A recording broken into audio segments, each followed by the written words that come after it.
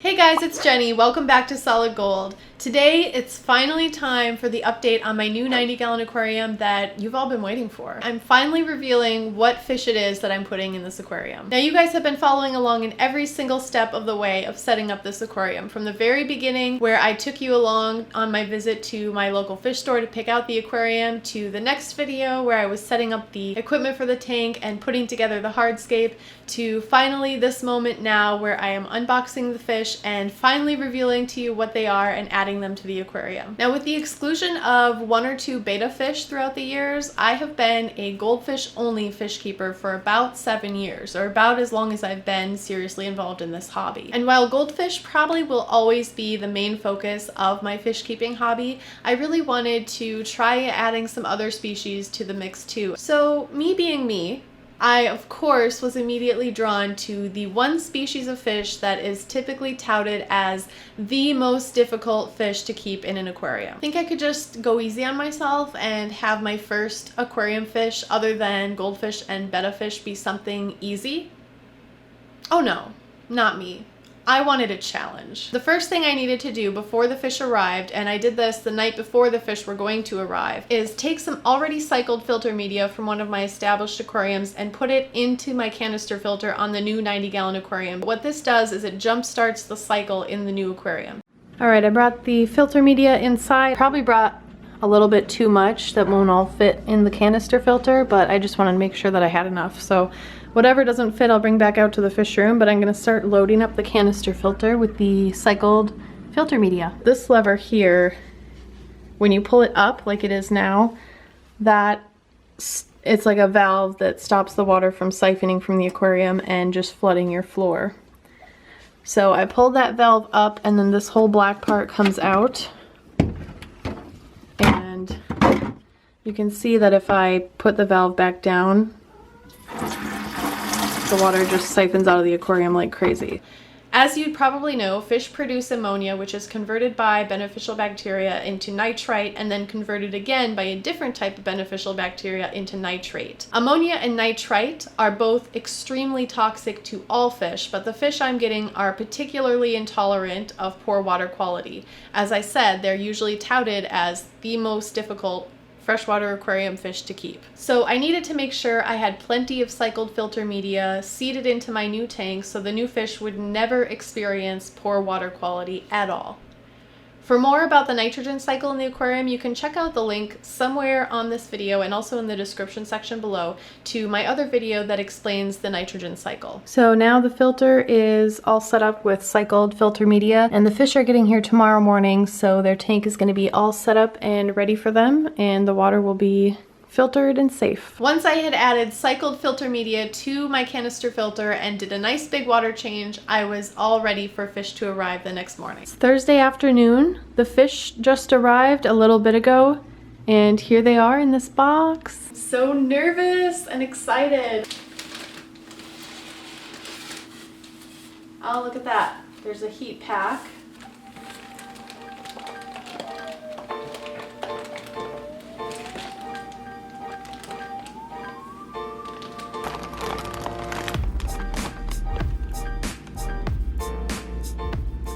So as you can obviously tell, it's Discus. The color type of this one is called a golden pigeon. I got 2 golden pigeons, so that's the first one. And here is the second one. Wow. That's a beautiful fish. So nice. And then I also got 2 of a different variety. And that would be the classic leopard. Wow, that's a stunning fish. Oh my gosh. So awesome. And here's the second classic leopard. Wow. That one's awesome. Oh my gosh. So cool.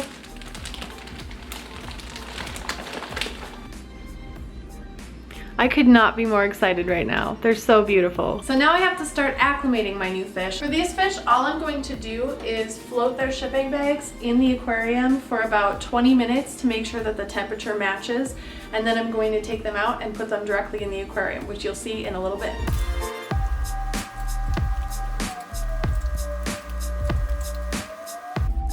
Once I had decided that discus were the fish for me, the fish that I wanted to try next other than goldfish and bettas, I did a lot of research online about them, and of course you guys probably all know King of DIY, Joey Mullen. He has quite a few videos about discus. He has bred discus in the past. So one of the first things I did was I checked out what he had to say about how to keep discus.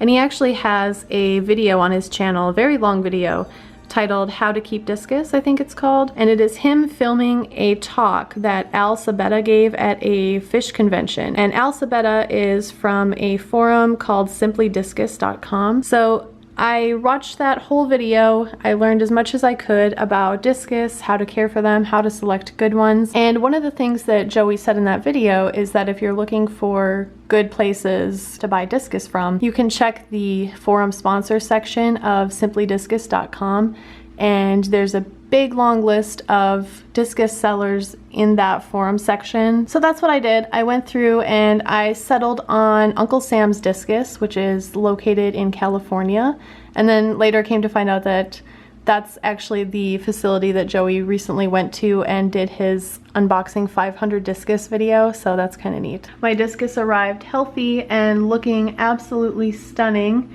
They picked out some really good ones for me that I'm really happy with.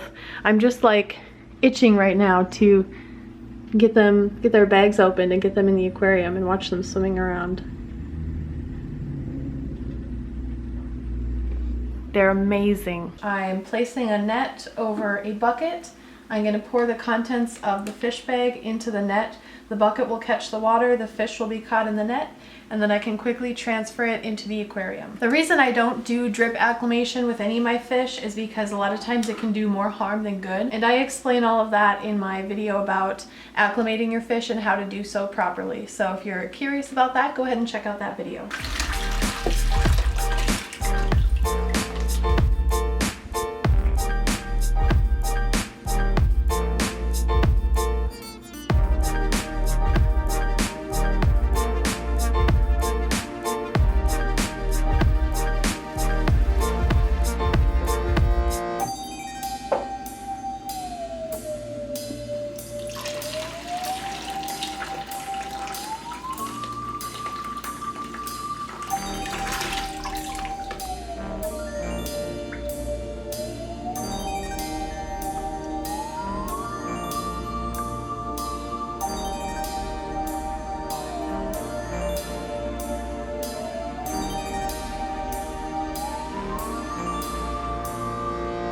Now we're opening fish number 3, which is the second golden pigeon.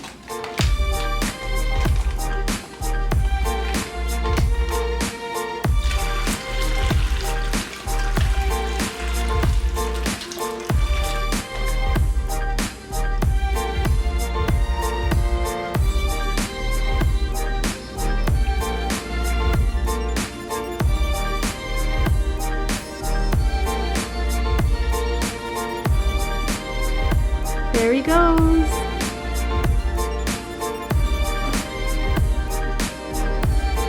And finally, fish number 4, which is the second classic leopard.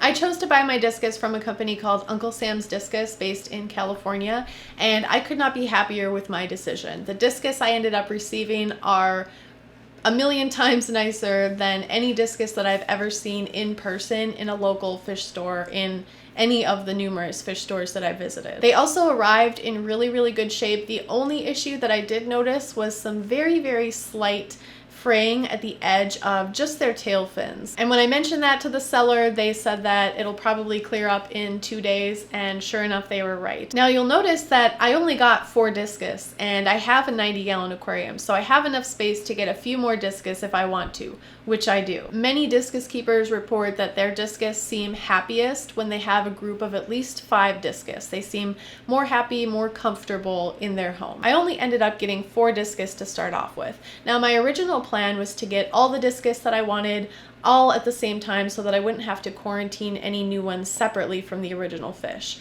But it didn't end up working out that way because the one color type that I knew for sure that I definitely wanted above any others was Rafflesia. At the moment, Uncle Sam's discus is actually out of stock of Rafflesia. So I said, well, I'll get 2 of each of a couple other color varieties for now, and then when you do have the Rafflesia in stock in about 1 to 2 months, then we can do another shipment, and I'll have to quarantine those ones separately, but it's fine. So in a couple of months, I'll be getting somewhere between 2 to 4 additional discus to complete my school of discus in this aquarium. So far, I'm finding discus to be really fun, but I have to say I think they are the polar opposites of goldfish. Goldfish are a really domesticated fish species, and as such, they're really, really friendly and interactive with their owners. I have found discus so far to be a little bit less so. They tend to be more shy and reserved and scared of people, at least at first. Mine are certainly taking their sweet time in warming up to me and their new environment. I can tell you that much. I'm not a very patient person. I will admit that that is one of my flaws, but even so, I'm doing my best to be as patient as I can with these new fish.